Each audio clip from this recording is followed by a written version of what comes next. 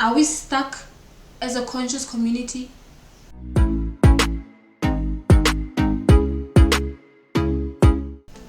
Good morning, good afternoon, good evening, whatever time it is when you're watching this video. Thank you for watching my video. Welcome to my channel. My name is Sister Oz, and in this channel what I like to do is to analyze social contrasts as a student of social psychology and a student of life. I identify social contrasts and I zoom in on them and I pick and find out, are they working for us? And I start a conversation then about how to repack that package of whatever contrast it is. And today I'm talking to the question of, are we stuck as a conscious community? Because I would like to understand, what are we doing with the knowledge that all of the greats told us? Are we regurgitating the information, or are we using it to better ourselves? What I'm seeing a lot of, especially from the men, is people who are not building and people who just want to be in their own little corners and speak in front of cameras, especially if you're a man, and speak in front of cameras and not do anything on the ground and call that revolutionary. The conscious community is made up of people who don't want to work, in the guise of not wanting to be a slave. And that unfortunately grooms a whole lot of poverty in a community. And I believe it's also part of the reason why the Black Panther Party, not the entire reason, part of the reason, poverty, perpetual and recycled poverty in a community, in a family. Because we hate the white man so much. Wow, but white people are winning. Why is it that we're not? Why is it that we have all this knowledge of being these kings and these queens and all these things that we know that we are? But most black people are not that. There's little to no kings around, few and queens around. We are leeching on to the great works of those who came before us, when we ourselves are not able to do that. What will the children who are going to come 100 years from now, the woke children or the conscious children, what are they going to be talking about? Are they going to be talking about a group of black people who chose to be degenerates in the name of liberation? Why is it that we are more constructive in oppressive environments than we are in so-called liberated environments as black people? Black people were more able to be productive and have families, proper families that brought about and raised healthy human beings who would be healthy, contributing members of society, as opposed to thugs and people who just terrorize communities. Why is the conscious community or the woke community not talking about these things? Why are we still talking about Egypt? I know it's foundational information, but it's foundational information for somebody who's new to the information. Not information that you can use. And I'm especially talking to men here. I'm talking to men. Because we are not seeing progress, mostly because men are just sitting in these couches of their so-called homes that they don't own, wasting hours. I'm shocked And I'm only doing a YouTube channel because I'm talking to pertinent issues as a student of social psychology, because I realize that the Black community does not respect mental health, and I'm here to talk about that. What is the mental health of our community? And primarily, I exist in a community of people who consider themselves to be conscious or woke. We see that the conscious community is being hijacked by movements that are not pushing our progress as a Black community forward. I know we're not monoliths. We're not monolithic as a community. We're not a monolith. We cannot all do the same thing, but at least have a community or an environment that tries to work with us as opposed to walk and work against us. That was the whole reason.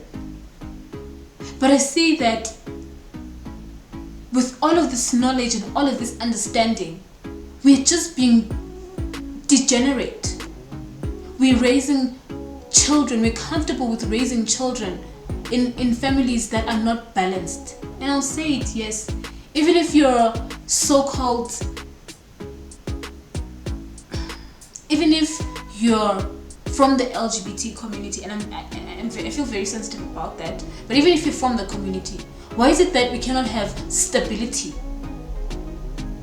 And I understand maybe from the LGBT communities that it's very rare that they bear children or they adopt children, but those who do, they do so knowing that they're married, and I respect that. But we as a Black community don't respect marriage anymore.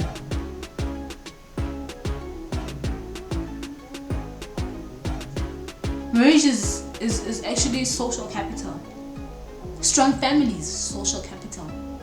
Because strong families make strong communities. And I feel that that should be the work of the so-called conscious men in the conscious community. If you are not doing anything on the ground, you're wasting your time when you're just on YouTube. I have something that I do. I'm a mother. I'm a wife. Or wife to be. I work. I have a full-time job, even though I'm working from home right now. But this is not a hustle. My moves in my channel are not to hustle. And I'm hoping that even if it happens that I get viewed years after this, I'm hoping that whoever sees this message sees the social outcry, and hopefully by then things would have been better. But what I see right now is a community that needs men to be men, especially the so-called woke community. The men who were oppressed, the Bikos in South Africa, the Robert Sobukwes and whatnot, they didn't go, the journalists would go to them to try and find out what they were thinking, but they would mobilize on the ground with the people. And then the media would go finding them, as opposed to wanting so much to be in the public eye, so much that you cannot even plan for your own so-called community. That's why I'm here to say that I don't think most of the men who are in the so-called social conscious community are really, really conscious, because most of them are not married, because most of them don't take care of their children. Most of them don't really feel like they really love women, I feel. Because why don't they lead by example? What happened to leading by example?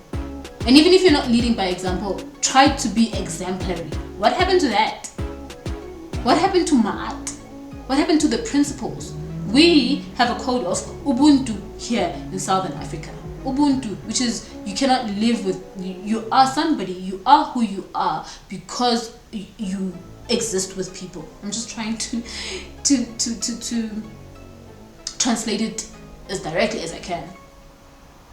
but the concept that we move with is closely related to ma'at. And those are things that we move by. I don't need to have an ankh all the time to realize what morals are.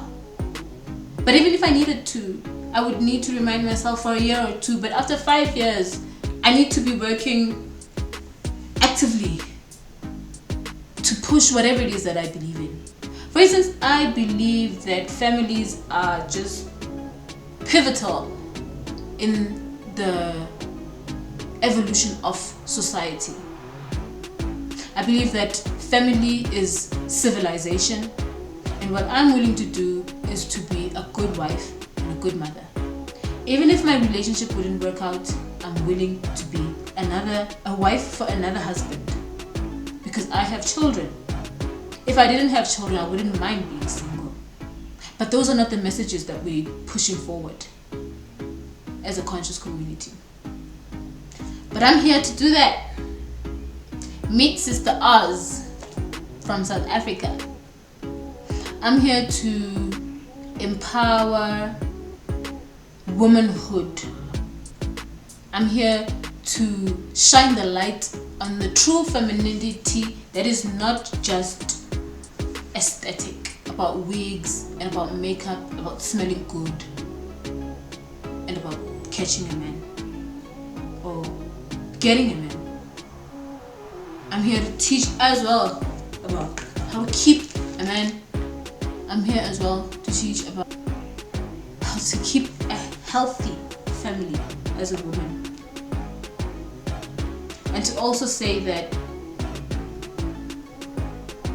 though our grandmothers were not, some of our grandmothers were not treated fairly in their marriages, they were onto something. Thank you for watching my video. Please subscribe to my channel if you would like to see more of my videos. Like and share if you think other people would like to hear this message. And catch you on the next video. Bye.